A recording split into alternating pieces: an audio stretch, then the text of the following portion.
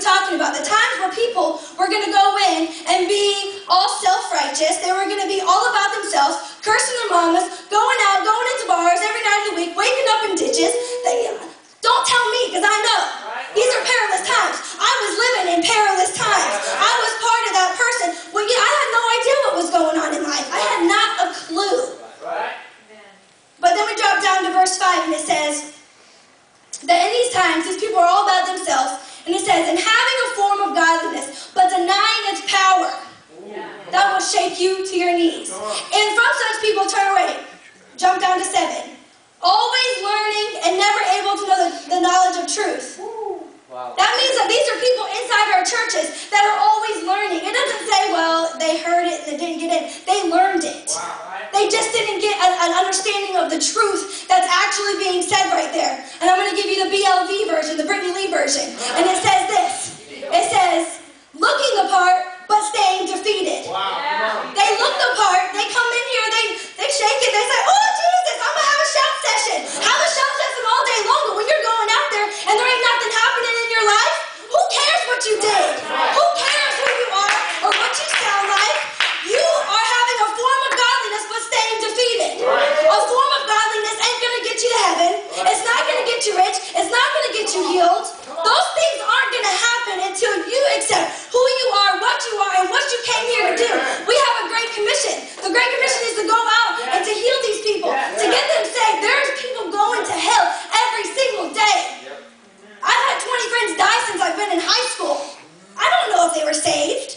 I have no idea. There's people that are going to a torturous eternity. Get a reality of that. And they're doing it because the Christian has no idea what their authority is. They have no idea what they came here to do. You came here to do one thing, and that's His Great Commission, not your agenda. Your agenda is out the window.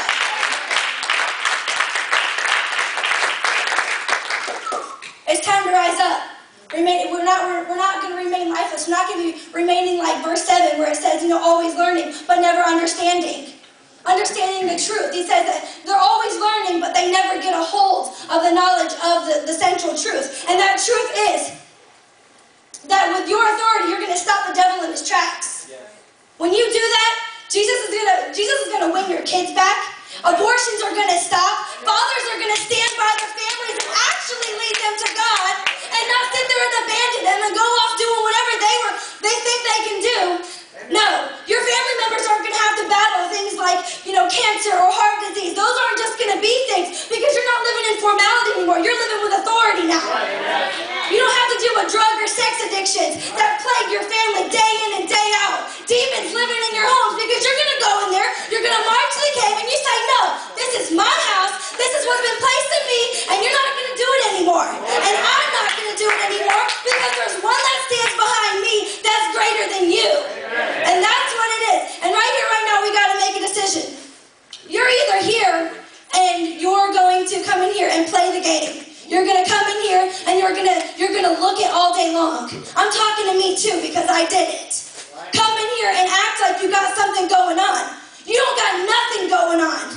You can either be that person or you can be the person that stands behind what your daddy says, what